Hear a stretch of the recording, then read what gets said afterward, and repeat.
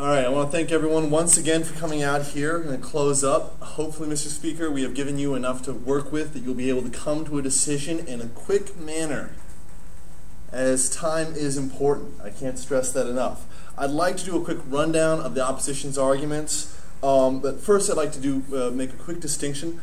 The opposition points out that we don't know, but claims that they do. They say that the government, doesn't know what we're talking about, but really we know three things. They came here, they don't talk to us, and they're not leaving yet. And I think that third point is pretty upsetting. Now, I've seen the opposition project onto these aliens a character that the aliens are probably peaceful, like humans, that their technological advancement should translate into civility. I'd like to remind the speaker, though, that technological advancement is most readily fueled by war, not peace. That we make our greatest advancements and breakthroughs, particularly in fields such as interstellar travel, during times of war. It's a rebuttal. That's a new argument. It is a rebuttal. Anyway, go ahead.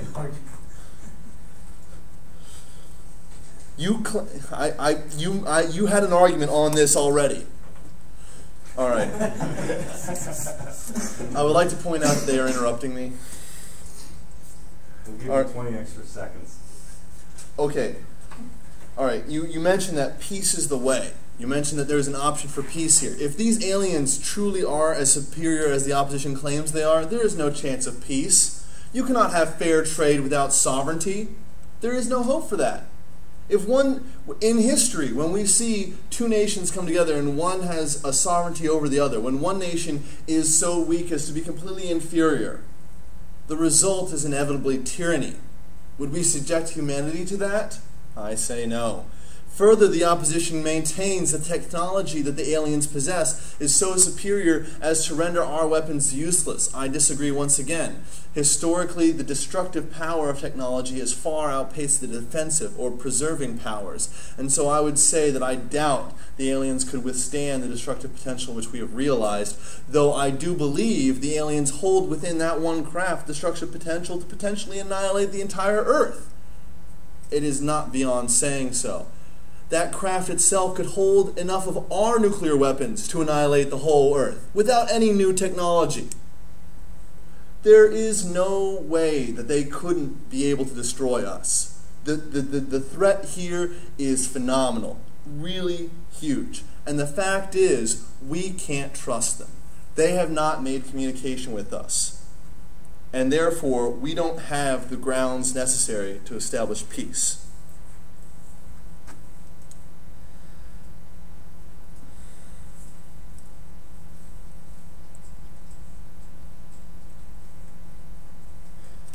Like to reinforce this again on the fact that we can't have that peace is not an option. We look at humanity and we see a lot of peaceful people, a lot of very civil people.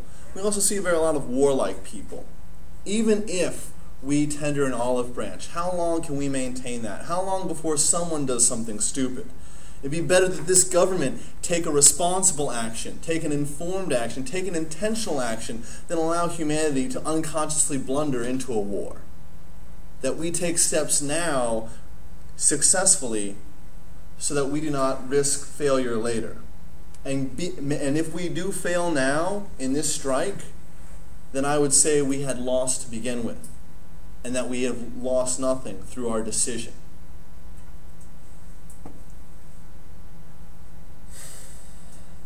The opposition also wants to, they ask, who are we? They want us as humans to define ourselves by our nobility, by our tolerance of the aliens. Should we let them trot over us then?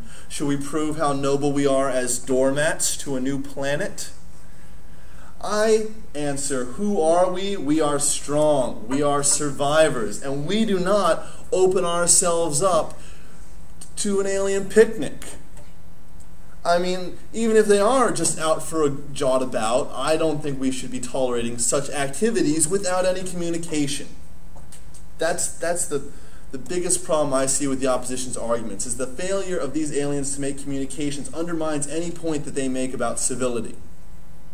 One cannot be civil without communication. Not in any human way, at least.